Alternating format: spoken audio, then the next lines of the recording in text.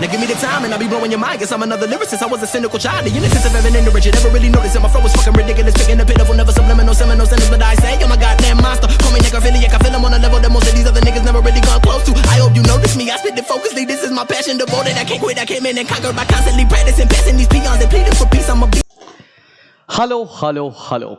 Good evening, everybody. My name is Shubham Jagdish and welcome back to the channel. जैसा कि आप सभी लोगों के डिमांड पर क्लास 11th के वीडियोस लगातार आपको प्रोवाइड किए जा रहे हैं। अकाउंटेंसी की तो मैराथन चल रही, जिसमें मैंने आपको बैंक रिकंसिलिएशन स्टेटमेंट का चैप्टर पढ़ा रहे हैं। वॉल्यूम 1 अगले चैप्टर के साथ ही कंप्लीट हो जाएगी। साथ ही साथ इकोनॉमिक्स के सारे 15 चैप्टर हम लोगों ने वन शॉट पे डाल रखे हैं। आप आई बटन पर क्लिक करके आप वो सारे वीडियोस देख सकते हैं। साथ ही साथ आपको बताना चाहते हैं कि इकोनॉमिक्स में हम लोगों ने स्टैटिस्टिक्स की भी लाइव क्लासेस लगातार चला दी, जिसमें मीन मीडियन मोड ऑलरेडी हम कंप्लीट कर चुके हैं और डिस्पर्जन आज से शुरू हो जाएगा। सिमिलरली कॉमर्स में हम लोगों ने चैप्टर नंबर 8, 9, 10 जो कि आज होगा, तो 10 चैप्टर तक सबके पास कंटेंट पहुंच जाने वाला है। लेकिन चेरी ऑन द केक क्या है, इन सारे चैप्टर्स के अगर नोट्स चाहिए फ्री ऑफ कॉस्ट चाहिए तो तुम्हें करना क्या होगा, हमारे एप्लीकेशन को करना है डाउनलोड और उसके फ्री स्टडी मटेरियल सेक्शन से आप ये सारे नोट्स डाउनलोड करके पढ़ाई कर सकते हैं। एंड बिफोर आई बिगिन मैं आपको बताना चाहता हूं कि अगर आपको अपनी क्लास 11th की जर्नी हमारे साथ लाइव शुरू करनी है तो टाइटन्स के फ्लैगशिप प्रोग्राम में आप जाकर एनरोल कर सकते हैं। डिस्क्रिप्शन में लिंक मिल जाएगा। इसमें हर दिन 4 बजे से लेकर 6 बजे तक लाइव क्लासेस पढ़ाई जाती हैं। हम 3 सब्जेक्ट्स में कवर कराएंगे, अकाउंटेंसी, इकोनॉमिक्स और कॉमर्स। तो चलो भाई, बिना टाइम वेस्ट किए जल्दी से शुरू करते हैं। ये पब्लिक एंटरप्राइज क्या है मालिक, पब्लिक एंटरप्राइज में क्या क्या पढ़ना है अपने को, आओ जरा देखते हैं। और सबसे पहली बात ये कि पब्लिक एंटरप्राइज अगर लिखा है, ये पब्लिक मतलब क्या है? पब्लिक का मतलब यहां पर गवर्नमेंट से रिलेटेड है। ऐसी कोई भी संस्था जो गवर्नमेंट की है उसे हम पब्लिक एंटरप्राइज बोलेंगे। हो सकता है पूरी तरीके से गवर्नमेंट की हो सकता है गवर्नमेंट की किसी के साथ पार्टनरशिप हो, किसी तरह की हिस्सेदारी हो, लेकिन गवर्नमेंट का इन्वॉल्व होना मैंडेटरी है। तो देखते हैं एग्जाम में क्या लिखकर आना है जिससे तुम्हारे सर या मैम खुश हो जाएंगी। आइए देखते हैं। All industrial and commercial undertaking owned, पहली चीज देखो, owned, managed and control by the government are called public enterprises, और इसको हम लोग पब्लिक अंडरटेकिंग या पब्लिक सेक्टर अंडरटेकिंग के नाम से जानते हैं। तीनों ही सेम बातें हैं। ये एंटरप्राइजेस पब्लिक सेक्टर कहलाते हैं। पब्लिक सेक्टर तुमसे बोले कोई क्या होता है तो तुम उसको बता सकते हो ना, गवर्नमेंट सेक्टर को अपन लोग पब्लिक सेक्टर कहते हैं बच्चा पार्टी। आगे बढ़ते हैं, हम आते हैं अगले टॉपिक की तरफ जो कि हमारा कैरेक्टरिस्टिक्स ऑफ पब्लिक एंटरप्राइज। पहला कैरेक्टरिस्टिक्स हमारे सामने आ रहा है स्टेट ओनरशिप। स्टेट ओनरशिप, यहां पर स्टेट का मतलब गवर्नमेंट होता है। मतलब यहां पर ओनरशिप जो होगी वो सरकार की होगी। कैसे? In case the enterprise is owned both bye the government and private sector, ऐसी कोई संस्था जो प्राइवेट सेक्टर भी ओन करता है और गवर्नमेंट सेक्टर भी ओन करता है, उसके अंदर स्टेट मतलब government must have at least 51% share, मतलब मेजॉरिटी हिस्सेदारी सरकार की होना अनिवार्य होगी, तभी वो पब्लिक सेक्टर अंडरटेकिंग के अंदर आएगा। अगली बात क्या होती है? स्टेट कंट्रोल का मतलब क्या है? Government control. ये पूरे एंटरप्राइजेस पर ओन, मैनेज और कंट्रोल कौन कर रहेगा? सरकारी संस्था करेगी। तो ultimate control of public enterprise lies with the government which appoints it's board of directors and chief executive. तो गवर्नमेंट ही डिसाइड करेगी कौन बोर्ड ऑफ डायरेक्टर्स में होगा, गवर्नमेंट डिसाइड करेगी कौन सीईओ होने वाला है इस कंपनी का। ठीक है ना बेटा जी, समझ पे आ रही है? तीसरी बात जो सबसे इंपॉर्टेंट है वो है गवर्नमेंट फाइनेंसिंग। मतलब इस तरह के ऑर्गेनाइजेशन के अंदर पैसा किसका लगेगा मालिक? इसमें पैसा लगने वाला है सरकार का। कैसे? The whole or a major portion of the capital of a public enterprise is provided by the government. या तो सारा पैसा या मेजॉरिटी पैसा जो इस संस्था में लगा है वो सरकार द्वारा फाइनेंस किया जाएगा। अगला जो चौथा सबसे इंपॉर्टेंट कैरेक्टरिस्टिक्स है वो है सर्विस मोटिव। सर्विस मोटिव मतलब service to society and not the profit motive. दो मोटिव होते हैं, या तो हम सर्विस मोटिव के लिए काम करेंगे या प्रॉफिट मोटिव के लिए काम करेंगे। गवर्नमेंट सेक्टर या पब्लिक सेक्टर की कोई भी संस्था प्रॉफिट मोटिव के लिए काम नहीं करती। उसका मूल मंत्र या basic purpose of the business होता है service motive. The primary aim of public sector is to render service, समाज सेवा, social welfare of the society at large. It may have even to incur losses for this purpose. चाहे सरकार को loss ही क्यों ना हो जाए, लेकिन सरकार समाज सेवा करना बंद नहीं करेंगे। अगला आता है पब्लिक अकाउंटेबिलिटी। मतलब आंसरेबिलिटी किसकी है? इस तरह के ऑर्गेनाइजेशन को आंसर किसको, जवाब किसको देना पड़ेगा? जनता को जवाब देना पड़ेगा भाई कि ये पर्टिकुलर ऑर्गेनाइजेशन ने कैसा काम किया है। इसकी आंसरेबिलिटी किसके लिए बनेगी? गवर्नमेंट की आंसरेबिलिटी बनेगी towards the public of the nation. अगला क्या है? Autonomous bodies. ऑटोनॉमस बॉडीज का मतलब क्या होता है? Public enterprises are autonomous or semi autonomous bodies. In some cases they work under the government control. In other cases, these enterprises function as a company and a statutory corporation. अब देखो, दो होता है। ऑटोनॉमस का मतलब जो खुद से स्वचालित है, जिसे बोलते हैं ना, खुद वर्किंग करेंगे अगर, तो उसे ऑटोनॉमस बोलेंगे, जिसमें गवर्नमेंट का हस्तक्षेप, इंटरफेरेंस मिनिमम होगा। और सेमी ऑटोनॉमस मतलब जिसमें गवर्नमेंट का थोड़ा थोड़ा इंटरफेरेंस होता रहेगा, वहां पर 100% आप अपने आप बिजनेस नहीं चला सकते। अब अगली बात क्या है? Distinction between private enterprise and public enterprise is not in syllabus. वाह भाई वाह, मजे ही मजे। सर ये मेरा फेवरेट टॉपिक है बिकॉज ये सिलेबस में ही नहीं है। वाह भाई वाह। तो मैं ऐसे मार्क कराता रहूंगा और आपको ये सारे नोट्स भी प्रोवाइड करता रहूंगा, ठीक है ना भाई? तो डिस्टिंक्शन तो है नहीं हमारे सिलेबस में, करो इसको स्किप। आगे बढ़ते हैं अगले टॉपिक की तरफ, ऑब्जेक्टिव्स ऑफ पब्लिक एंटरप्राइज। ये जो गवर्नमेंट के सेक्टर बनाए जा रहे हैं, इनका मूल मंत्र क्या है? इनको बनाया किस लिए जा रहा है भाई? इनका ऑब्जेक्टिव क्या है? आओ जरा जानते हैं। ऑब्जेक्टिव कोई तुमसे पूछे तो उसका मतलब होता है पर्पस क्या है, इनको बनाया क्यों गया। सबसे पहला पर्पस है इकोनॉमिक डेवलपमेंट। इकोनॉमिक डेवलपमेंट का मतलब तुमको पता है? आसान भाषा में, देश की तरक्की हो सके, देश प्रगतिशील हो सके, देश में ग्रोथ हो, लोगों को रोजगार मिले, इसलिए सरकारी संस्था का जन्म हमारे देश में हुआ है।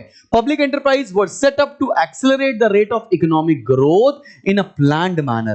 These enterprises have created a sound industrial base for rapid industrialization of the economy. देश में ग्रोथ करने के लिए, इंडस्ट्रियलाइजेशन लाने के लिए इस तरह के संस्थाएं लाई गई हैं। सबको क्लियर हुआ? Self reliance. What is self reliance बेटा जी? सेल्फ रिलायंस का मतलब होता है आत्मनिर्भर।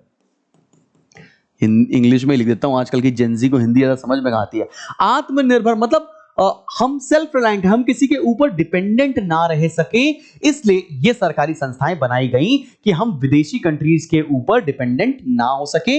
जो हम सामान विदेश से मंगाकर यूज कर रहे हैं, क्यों ना वो सामान हम इंडिया में खुद प्रोड्यूस करने लग जाए, ठीक है ना? मोदी जी का भी तो यही विजन है कि भाई आत्मनिर्भर बनना है। Another aim of public enterprise to promote self reliance. Self reliance का मतलब तुम्हें समझ में आ गया? कोई दिक्कत परेशानी मुसीबत तो नहीं है? एकदम क्लियर। कमेंट सेक्शन में धड़ाधड़ से मैसेज लिखना शुरू कर दिया करो भाई। जैसे जैसे पढ़ाया करूं वैसे वैसे तुम्हारा जोश दिखना चाहिए कि भाई तुम भी पढ़ रहे हो, तुम्हें भी समझ में आ रहा है। मुझे पता है थ्योरी पढ़ते समय तुम्हें नींद आती है, राइट? लेकिन नींद नहीं आनी चाहिए।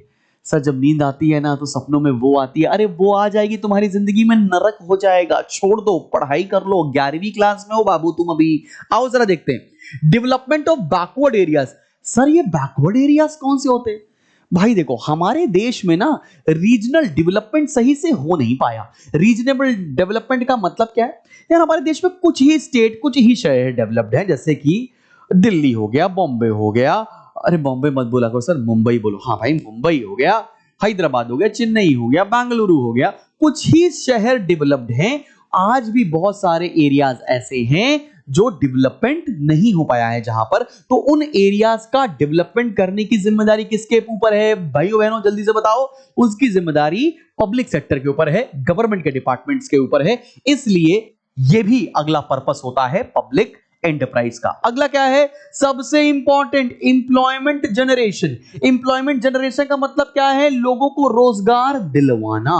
रोजगार देने का काम सबसे बड़ा काम है कि लोगों के पास जब रोजगार होगा तो वो कमा खा सकेंगे, सेल्फ डिपेंडेंट हो सकेंगे, उनका स्टैंडर्ड ऑफ लिविंग होगा और हमारे देश भी अच्छे से तरक्की करने लगेगा। अगला क्या है? Economic surplus. इकोनॉमिक सरप्लस का मतलब क्या है?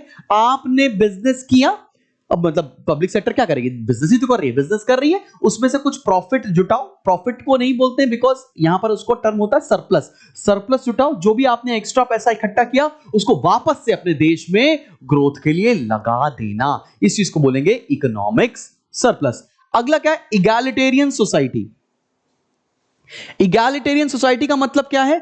अगर हमारे देश से अंबानी, अडानी और टाटा को निकाल दिया जाए तो हमारा देश गरीब हो जाएगा, क्योंकि यहां पर जो पावर है वो कुछ ही हाथों के अंदर है।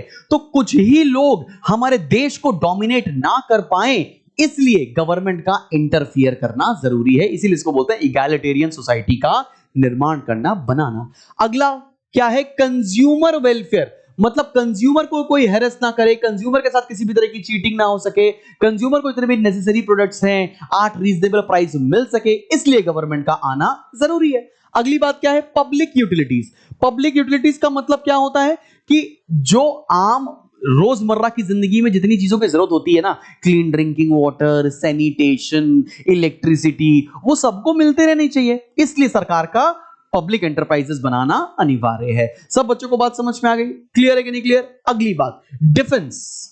जैसे अभी आप लोगों ने ऑपरेशन सिंदूर देखा होगा, वो पॉसिबल ही नहीं है अगर सरकार पब्लिक एंटरप्राइज ना बनाए। तो सरकार का बहुत सारा पैसा डिफेंस के ऊपर खर्चा होता है, जो कि सही भी है। अगला क्या है? Labour welfare. लेबर वेलफेयर का मतलब क्या होने वाला है कि किसी भी लेबर के साथ अनावश्यक कोई भी चीटिंग, किसी भी तरह का ह्यूमिलिएशन ना होने पाए, इसलिए सरकार का इंटरफेयर करना जरूरी है, इसलिए सरकार को पब्लिक एंटरप्राइजेस खोलने की जरूरत है। क्या यहां तक तुमको सारी बातें आंखों के रास्ते दिल में उतर गई हैं? अब बढ़ते हैं अपन लोग अगले टॉपिक की तरफ, जिसका है role and rationale of public enterprises. This topic is very very similar to the objectives. तो कई बार देखना ऑब्जेक्टिव और रैशनल मतलब रोल काफी हद तक इंटरलैपिंग, ओवरलैपिंग, इंटरलैपिंग क्या होता है? अरे मैं इंग्लिश टीचर नहीं हूं, मान ले, ओवरलैप करता रहेगा। आइए पहला पॉइंट देखते हैं। सबसे पहला है filling of gaps. Filling of gaps का मतलब क्या है भाई? सोचो, फिलिंग ऑफ गैप्स का है रिक्त स्थानों की पूर्ति करो। क्या है filling of gaps? At the time of independence there existed serious gaps in the industrial sector of the country, particularly in the field of heavy industries. Basic and key industries require huge capital investment, involve considerable risk and suffer from long gestation periods. भाई जब हमारा भारत देश आजाद हुआ तो उस समय अपने देश में इंडस्ट्रियल सेक्टर में कुछ था ही नहीं। तो उस समय सरकार ने बहुत सारा, सरकार बीच में आया और सरकार ने बीच में आने के बाद बहुत सारा पैसा हेवी इंडस्ट्रीज को लगाने में, सेटअप करने में लगाया समय। तो जो गैप था उसको फिल करने का काम किया। अगला क्या है? एम्प्लॉयमेंट, लोगों को रोजगार देने का काम किया। अब एम्प्लॉयमेंट का पॉइंट यहां भी पढ़ा है, एम्प्लॉयमेंट का पॉइंट तुमने अभी ऑब्जेक्टिव में भी पढ़ा, तो सेम चीज है, रिपीटेड है। बढ़िया क्वेश्चन आ गया तो बढ़िया बढ़िया लिख के चले आना। बैलेंस रीजनल डेवलपमेंट, अभी हमने पढ़ा है बैकवर्ड डेवलपमेंट वाला, तो सेम चीज यहां। बैलेंस रीजनल डेवलपमेंट मतलब हर एक एरिया का बराबर बराबर से डेवलपमेंट हो सके, इसलिए सरकार पब्लिक एंटरप्राइज की शुरुआत करती है। तो ये भी पॉइंट ओवरलैपिंग है, देख रहे हो। अगला optimum utilisation of the resources, इसका मतलब क्या है? किसी भी तरह का, देश का किसी भी तरह का रिसोर्स बर्बाद ना हो सके, ये पर्पस है, ये ऑब्जेक्टिव है, ये रोल है पब्लिक एंटरप्राइजेस का कि उनको रिसोर्सेज को ऑप्टिममली, एफिशिएंटली और इफेक्टिवली इस्तेमाल करना है। मोबिलाइजेशन ऑफ सरप्लस, अभी ये पॉइंट तुमने पढ़ा है ऑब्जेक्टिव में, मतलब जितना भी सरप्लस पैसा सरकारी संस्था कमाएंगी उसको वापस से देश में लगाएंगी ताकि देश की और तेजी से तरक्की की जा सके। सेल्फ रिलायंस, ये भी अभी तुमने पॉइंट एकदम वहां पे पढ़ा, सेम चीज, आत्मनिर्भर बनना। तो अगर ये क्वेश्चन आ गया, ऑब्जेक्टिव आ गया, तो बहुत सारे पॉइंट सिमिलर हो जाएंगे। सोशलिस्टिक पैटर्न ऑफ सोसाइटी, यहां पर हम क्या बताना चाहते हैं? Public enterprise help to check concentration of wealth. Egalitarian society वाली जो बात थी, यहां पर वही सेम चीज लिखकर आ रही है। इगैलिटेरियन सोसाइटी वाली बात किए थे ना, वही सेम चीज यहां पर लिखकर आएगी। पब्लिक वेलफेयर मतलब सोशल वेलफेयर, सेम पॉइंट वापस से रिपीटेड है। तो सिलेबस में अगर ये क्वेश्चन आ गया तो बल्ले बल्ले दे शावा शावा हो जाएगा। पब्लिक वेलफेयर का मतलब क्या है? सोसाइटी के वेलफेयर के लिए काम करना है, बाकी और कोई काम इनका पर्पस इस तरह की पब्लिक एंटरप्राइज का नहीं होगा। चलो भैया अगले टॉपिक पे बढ़ते हैं, वो है हमारा क्रिटिसिज्म ऑफ पब्लिक एंटरप्राइज। यार हम लोग रोजमर्रा की लाइफ में बोलते हैं नहीं, सरकारी संस्था है, काम ही नहीं करते हैं, करप्शन बहुत है, रेड टेपिज्म है, डिले इन डिसीजन मेकिंग है, कोई काम नहीं करना चाहता, 2:30 बजे लंच होता है। तो क्या है? सबसे पहला डिले इन कंप्लीशन। अगर सरकारी संस्था को कोई काम दे दिया गया है तो अब जब तक यमराज ऊपर से नीचे नहीं आ जाएंगे काम कंप्लीट नहीं होगा। तो ऐसा माना जाता है, ऐसा क्रिटिसाइज किया जाता है गवर्नमेंट सेक्टर को कि दे willfully delay the work। अगली बात क्या है? फॉल्टी इवैल्यूएशन, मतलब किसी प्रोजेक्ट में कितना पैसा लगना है, ये इस चीज का आकलन करना, इस चीज का अजम्पशन लगाना, ये लोग गलत करते हैं just because of corruption and all. बात समझ में आ रही है आप लोग को? थर्ड पॉइंट क्या है? हेवी ओवरहेड कॉस्ट, मतलब बहुत ज्यादा लोग एम्प्लॉयड हैं, बहुत ज्यादा खर्चा हो रहा है, ओवर स्टाफिंग की प्रॉब्लम है। मतलब अगर एक संस्था में 10 लोग की जरूरत है तो वहां पे हो सकता है 50 लोग काम कर रहे हो, जिसकी वजह से बहुत ज्यादा कॉस्ट आ रहा है। इसको बोलते हैं हम लोग हेवी ओवरहेड कॉस्ट। बात समझ में आया? पुअर रिटर्न्स मतलब अगर कहीं पर भी, पुअर रिटर्न्स का मतलब क्या है, सरकार जो जो बिजनेस कर रही है वहां पर बिल्कुल प्रॉफिट नहीं हो रहा, उल्टा लॉस होता चला जा रहा है, और जहां जहां भी इन्वेस्टमेंट किया है वहां पर कुछ भी रिटर्न नहीं आ रहे। इनएफिशिएंट मैनेजमेंट, क्योंकि ब्यूरोक्रेटिक मैनेजमेंट होता है, सिविल सर्वेंट्स इसको डील कर रहे होते हैं और उसके ऊपर मंत्रालय होता है, पॉलिटिकल इंटरफेरेंस बहुत ज्यादा होता है, इसलिए अक्सर यह देखा जाता है कि कोई भी संस्था में काम करने के लिए तैयार नहीं है। इनएफिशिएंसी इन मैनेजमेंट देखी जाती है, इसलिए क्रिटिसाइज किया जाता है पब्लिक सेक्टर को। अगला political interference, which is very very similar to this point, मतलब मंत्री जी ने फोन आ गया है कि ये वाला काम तो मेरे चचेरे भाई को मिलना है तो उनको मिलेगा, तो करप्शन, पॉलिटिकल इंटरफेरेंस की वजह से इनको क्रिटिसाइज किया था। और लास्ट है लेबर प्रॉब्लम्स, लोग एम्प्लॉयड तो हैं लेकिन काम पे नहीं आते, काम पर आ रहे हैं तो काम नहीं करते हैं, काम कर रहे हैं तो गलत कर देते हैं, तो ये एक और प्रॉब्लम देखी जाती है। एक आसान भाषा में ओवर स्टाफिंग की प्रॉब्लम देखी जाती है और इस चीज के लिए भी क्रिटिसाइज किया जाता है। चलें बढ़े, अगले टॉपिक की तरफ बढ़ा जाए भाई, चलो बढ़ते हैं।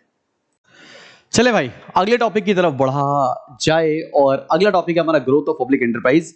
और खुश किस्मती की बात यह है मेरी जान, ये भी सिलेबस में नहीं है। चलो भाई आगे बढ़ते हैं। Forms of organisations in public sector, ये सिलेबस में है, forms of public sector enterprise.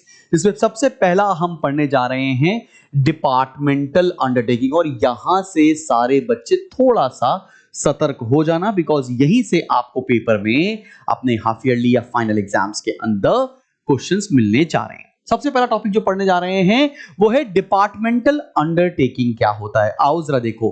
Departmental undertaking is the oldest and traditional form of organizing public sector enterprise. A departmental undertaking is organized, financed and controlled in much the same way as any other government department. It may be run either by central government or by state government. It is managed by government officials under supervision of head of the departmental concerned. अब departmental undertaking पूरी तरीके से सरकार द्वारा managed, control और funded होता है। ये किसी दूसरी सरकारी संस्था जैसा ही एक अंडरटेकिंग है। अब फीचर्स इसके सिलेबस में है, मेरिट्स और डीमेरिट सिलेबस में है। फीचर्स कोई भी तुम 4 से 5 प्रिपेयर कर सकते हो, बुक पे बहुत सारे दे रखे हैं, मैंने तो सारे ही कवर किए हैं वीडियो के अंदर, लेकिन तुम कोई भी 4 से 5 प्रिपेयर कर लेना, ठीक है। अब पहला आता है पार्ट ऑफ द गवर्नमेंट। इसका मतलब क्या है, जो डिपार्टमेंटल अंडरटेकिंग है वो एक सरकारी संस्था का ही पार्ट है। अगला क्या है, गवर्नमेंट फाइनेंसिंग, मतलब डिपार्टमेंटल अंडरटेकिंग के अंदर जिसका भी जो भी पैसा लगने वाला है वो किसका होने वाला है, वो सरकार का ही होने वाला है। अगली बात क्या है, एग्जीक्यूटिव डिसीजंस। एग्जीक्यूटिव डिसीजंस का मतलब क्या है, यहां पर बिना सरकार की सहमति के कोई भी काम नहीं होएगा, सरकारी जो डिपार्टमेंटल हेड है वही डिसीजंस लेने वाला है। अकाउंटिंग एंड ऑडिट, यहां अकॉर्डिंग लिखा है, अकाउंटिंग एंड ऑडिट, इसका मतलब ये डिपार्टमेंटल अंडरटेकिंग का नॉर्मल तरीके से ऑडिटिंग भी होगी, मतलब अकाउंट्स चेक भी किए जाएंगे और अकाउंट्स को भी प्रॉपर्ली मेंटेन करना पड़ेगा, जैसे बाकी सरकारी संस्था को मेंटेन करना पड़ता है। अगला क्या है, सिविल सर्विस कोड। इसका मतलब ये जो सरकारी संस्था होती है ये मैनेज कौन करता है, चलाता कौन है, ब्यूरोक्रेट्स चलाते हैं, मतलब सिविल सर्वेंट्स, आईएएस लोग चलाते हैं। अगला सॉवरेन इम्यूनिटी। इसका मतलब क्या है, क्योंकि ये सरकार की संस्था है, सरकार का डिपार्टमेंट है, ये हमेशा चलता रहेगा, ये कभी भी बंद नहीं किया जाएगा, इसीलिए इसको सॉवरेनिटी का टैग दिया गया है। अब आते हैं मेरिट्स, इसके फायदे क्या हैं। पहला, इजी फॉर्मेशन, ज्यादा पेपर वर्क नहीं है, सरकार को स्टार्ट करना है, इजीली स्टार्ट किया जा सकता है। डायरेक्ट गवर्नमेंट कंट्रोल, किसी और का इंटरवेंशन नहीं है, सीधा सरकार देखती है, तो कोई भी गलत काम होने की मतलब गलत काम होने के चांसेस नहीं होते हैं, क्योंकि पब्लिक मोटिव, वेलफेयर मोटिव के लिए ही ये बिजनेस सेटअप किया जाते हैं। पब्लिक अकाउंटेबिलिटी, जो इनकी आंसरेबिलिटी है ये किसी बॉस को लेकर नहीं है, इसकी जवाबदेही सिर्फ और सिर्फ पब्लिक के पास होगी, पब्लिक को दिया जाएगा और पब्लिक अपने वोट के थ्रू सरकार गिराने की ताकत रखती है। अगला, प्रॉपर यूज ऑफ मनी, यहां से जो पैसा आएगा उसको सरकारी संस्था अच्छी तरीके से इस्तेमाल करेंगी, पब्लिक वेलफेयर के लिए कमाएंगी, पब्लिक वेलफेयर के लिए खर्च करेंगी। अगला है सीक्रेसी, क्योंकि ये गवर्नमेंट का डिपार्टमेंट होता है, सीक्रेसी मेंटेन करना आसान होता है, बाकी लोगों तक ये बातें ना पहुंचे इसके बारे में यहां पर खासा ध्यान रखा जाता है। एड टू पब्लिक रेवेन्यू, इसका मतलब क्या है? It help departmental undertaking helps to increase government revenue. सरकार के पैसे को बढ़ाने का काम डिपार्टमेंटल अंडरटेकिंग करती है, क्योंकि बिजनेस कर रहे हैं, वहां से कुछ ना कुछ सरप्लस कमाएंगे, जिससे सरकार के पास ज्यादा पैसा आएगा। ज्यादा पैसा आएगा तो सरकार हमारे देश में फटाफट से विकास में और पैसे लगाने लग जाएगी। अगला क्या है? Instrument of social change. Social change की बात क्या आ रही है? The government can promote economic and it can also maintain effective control on social justice through departmental undertaking over the production and distribution of essential goods and services। यार हमारे देश में ना बहुत सारी गुड्स एंड सर्विसेज असेंशियल की category के अंदर, जैसे मेडिसिन हो गई, सॉल्ट हो गया, शुगर हो गया, तो इसमें सरकार इंटरवीन करती है ताकि लोगों के साथ चीटिंग ना होने पाए। तो सोशल चेंज के लिए ये एक अच्छा मूव है। अगला की बात आती है public interest. Departmental undertakings can better serve public interest, मतलब पब्लिक पर्पस के लिए है, वेलफेयर मोटिव के लिए है, प्रॉफिट मोटिव के लिए संस्था नहीं है। They are very useful for public utility services and defence industries. Clear है कि नहीं क्लियर? आगे बात करते हैं, फिर डीमेरिट की बात आएगी। डीमेरिट क्या है यहां पर? आओ जरा देखा जाए। डीमेरिट पहला है लैक ऑफ फ्लेक्सिबिलिटी, क्योंकि जो बॉस ने बोल दिया, जो सीनियर ने बोल दिया, जो डिपार्टमेंटल हेड ने बोल दिया, वही पत्थर की लकीर है, आप उसको चेंज नहीं कर सकते हैं। ठीक है ना? लैक ऑफ मोटिवेशन, क्योंकि यहां पर जो हायर अथॉरिटी है, जितने लोग काम कर रहे हैं, उनको पता है कि उनको एक फिक्स सैलरी मिलनी है, फिक्स टेन्योर पर, फिक्स टाइम पर प्रमोशन मिलना ही मिलना है, तो किसी भी इंसान का काम करने का कोई भी जील नहीं होता है। थर्ड बात है red tapeism. There is excessive centralisation of control which results in red tapeism. Decisions are generally delayed due to bureaucratic procedures and political interference. यहां पर पॉलिटिकली इंटरफेयर होता है, काफी करप्शन है, रेड टेपिज्म इसी को ही बोलते हैं। आगे बोलते हैं फाइनेंशियल डिपेंडेंस। अगर सरकार पैसा देगी, सरकार एड देगी तो संस्था चलेगी। सरकार ने पैसा देना बंद कर दिया, संस्था बंद होने की कगार पर भी आ सकती है। यह भी एक डीमेरिट है। अगला क्या है? Inefficient management. इनएफिशिएंट मैनेजमेंट क्यों? क्योंकि ब्यूरोक्रेटिक मैनेजमेंट है। कई बार ऐसा होगा कि पॉलिटिकल इंटरफेरेंस की वजह से वो सही से काम नहीं करते हैं। अगला है insensitive to the needs of consumers. Consumer किस तरह का सामान बनाने को बोल रहे हैं, कस्टमर्स की क्या नीड्स है, उनको कई बार ओवरलुक करके जो ब्यूरोक्रेटिक मैनेजमेंट ने बोल दिया वैसा ही काम होता है, इसीलिए इसको बोलते हैं insensitive to the needs of consumers. Suitability again is not in syllabus. बहुत बढ़िया बात है। हर एक टाइप के अंदर मीनिंग है, फीचर्स हैं, मेरिट्स और डीमेरिट्स इस सिलेबस के अंदर हैं। हम अगले टॉपिक पर आने जा रहे हैं। अगला टॉपिक है बेटा पब्लिक कॉर्पोरेशंस। अभी क्या पढ़ा? Departmental undertaking. अब पब्लिक कॉर्पोरेशन पढ़ने जा रहे हैं। ये पब्लिक कॉर्पोरेशन किस चिड़िया का नाम है भाई? आओ जरा देखते हैं। अब public corporation is an organisation that is clothed with the powers of government but is possessed with the flexibility and initiative of private enterprise। मतलब पैसा तो लगा है सरकार का, लेकिन चलाया ऐसे जाएगा कि कोई प्राइवेट सेक्टर है। ठीक है ना? अब इसके फीचर्स पढ़ेंगे तो आपको पब्लिक कॉर्पोरेशन को और डिटेल में समझने में हेल्प हो जाएगी। जैसे पहला पॉइंट पढ़ते हैं, corporate body. It is a body corporate established through a special act of parliament और state legislature. The act defined its powers and privileges and in relationship with the government departments and ministries. अब public corporation को बनाने के लिए parliament में एक act पास किया जाता है, उसके थ्रू ही ये एग्जिस्टेंस में आएंगे। जैसे जितनी भी हमारे यूजीसी हैं, यूजीसी अप्रूव्ड यूनिवर्सिटीज होती ना, university grant commission, ICAI, bar council, ये सब क्या है? एक्ट ऑफ पार्लियामेंट से बने हुए संस्थाएं। एलआईसी क्या है?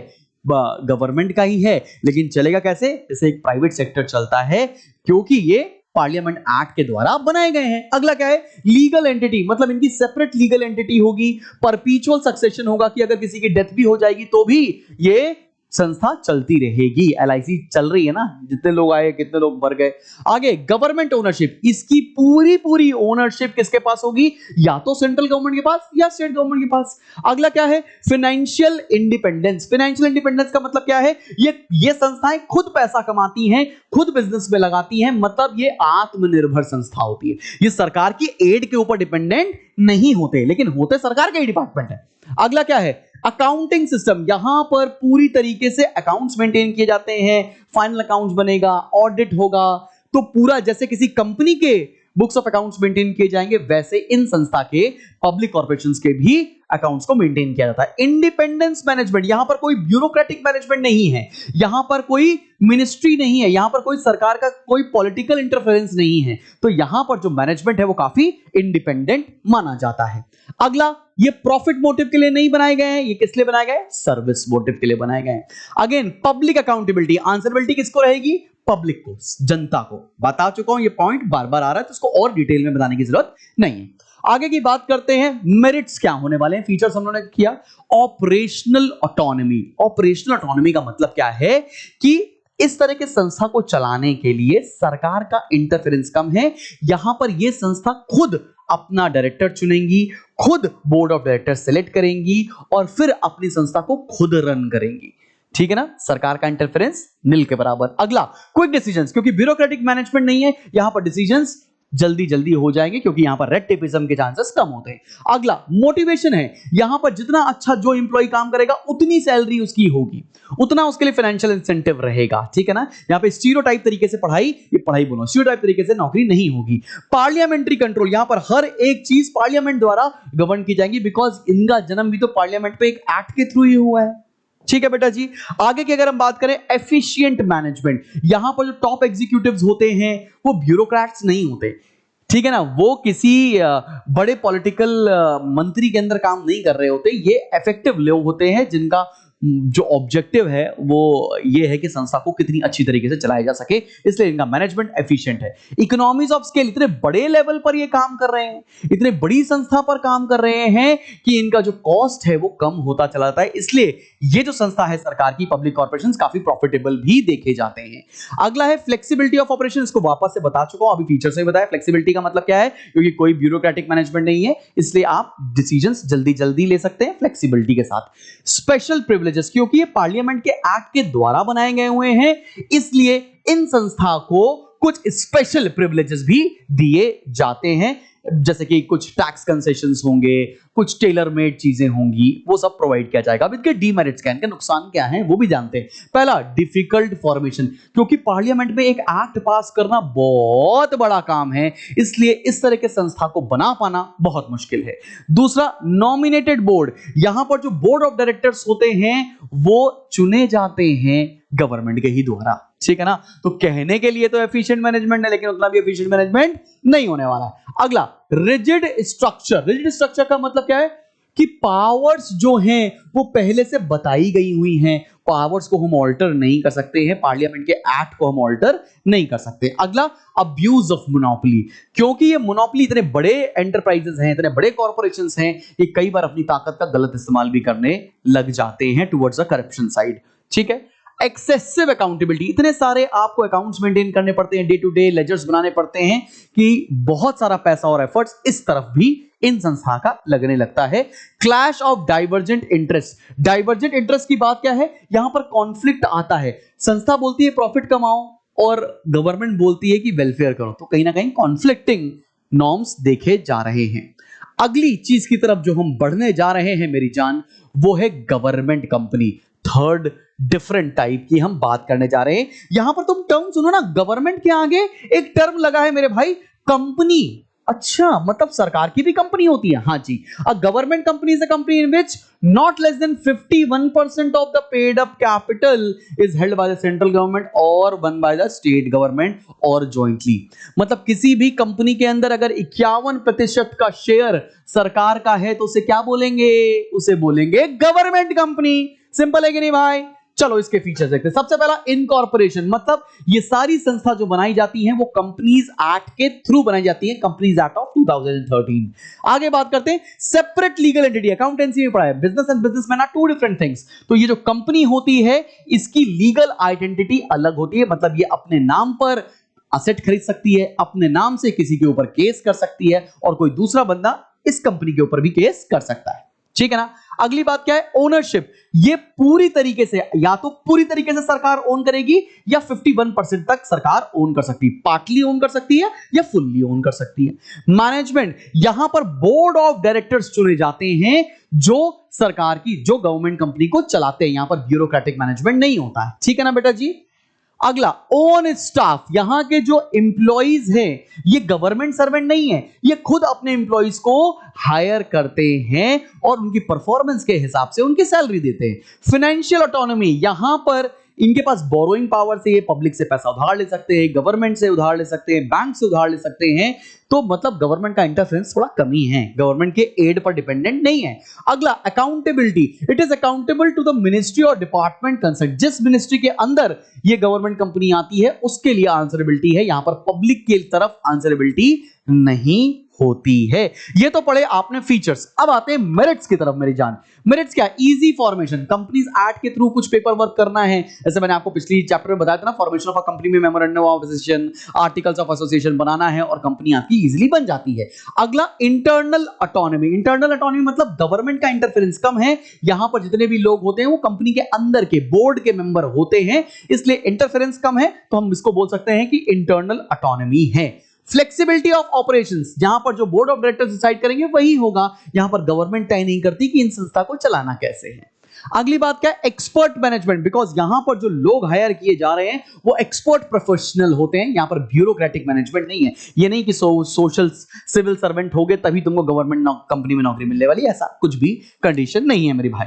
अगली बात प्रॉम्प्ट डिसीजंस, यहां पर डिसीजंस क्विकली लिए जाते हैं, काहे को?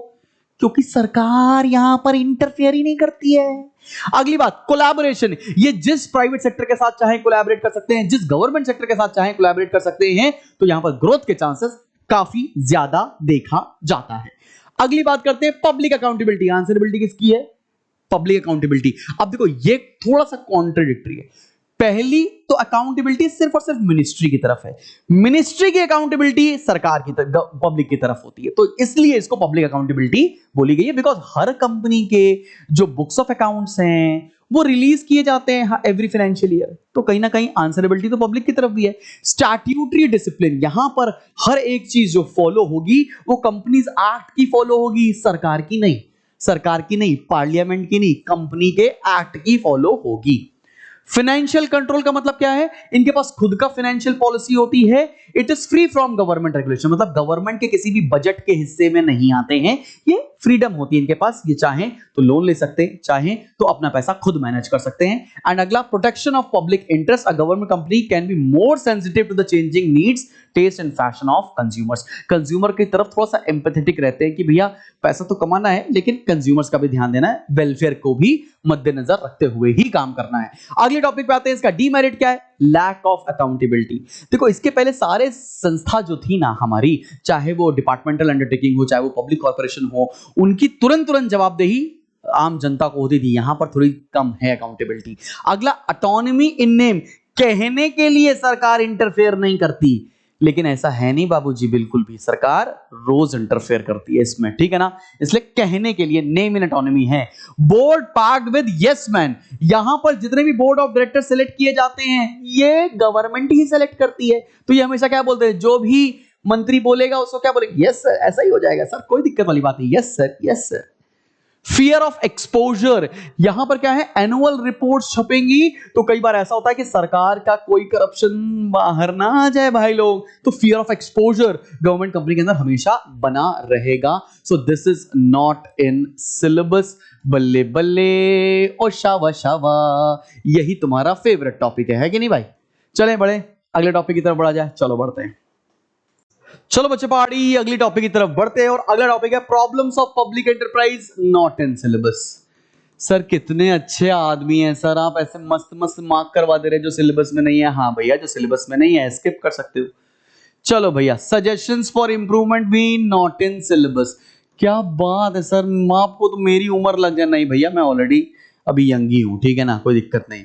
Public utilities not in syllabus, क्या बात कर रहे हो, आपने खुद सिलेबस चेक किया? हाँ भैया चेक किया है, आप भी चेक कर लो, सिलेबस में नहीं है। फीचर्स ऑफ, जब पब्लिक यूटिलिटीज नहीं है तो ये भी नहीं है, ठीक है ना मेरे भाई। सर अब मुझे बहुत अच्छा लग रहा है सर, खामखा परेशान हो रहा था। Special problems of public utilities, ये भी सिलेबस में नहीं है, क्या बात है। फॉर्म्स ऑफ पब्लिक ओनरशिप, ये भी सिलेबस में नहीं है, ये है सिलेबस में पब्लिक प्राइवेट पार्टनरशिप्स। कई बार तुमने देखा होगा जैसे कि अगर तुम लखनऊ में रहते हो, मैं तो लखनऊ कहूँ तो सिर्फ लखनऊ का एग्जांपल लूंगा। लखनऊ से आगरा एक्सप्रेसवे जो दिल्ली की तरफ जाता है, दिल्ली में जो आगरा से जो दिल्ली जा रहा है, यमुना एक्सप्रेसवे जिसको बोलते हैं, वो सरकार और प्राइवेट सेक्टर का एक जॉइंट कोलैबोरेशन के साथ काम था, उसको बोलते हैं, जेपी ग्रुप के साथ कोलैबोरेशन हुआ था उस हाईवे को बनाते समय, तो उसको बुलाता है पब्लिक प्राइवेट पार्टनरशिप। जब सरकार और प्राइवेट सेक्टर मिलकर किसी एक प्रोजेक्ट को कंप्लीट करते हैं तो उसको बोलते हैं पब्लिक प्राइवेट पार्टनरशिप। आओ देखो, public private partnership means partnership between public sector and private sector in financing, designing and developing infrastructure facilities. It refers to the participation of private sector in government projects. मतलब private sector participate करता है government projects के अंदर। In a PPP project the private sector contributes money, technical know-how and managerial expertise.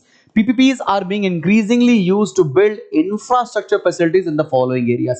Infrastructure को build करने के लिए कई बार प्राइवेट सेक्टर आता है और गवर्नमेंट सेक्टर को हेल्प करता है कि मैं आपके लिए काम करके दिखाऊंगा। कैसे?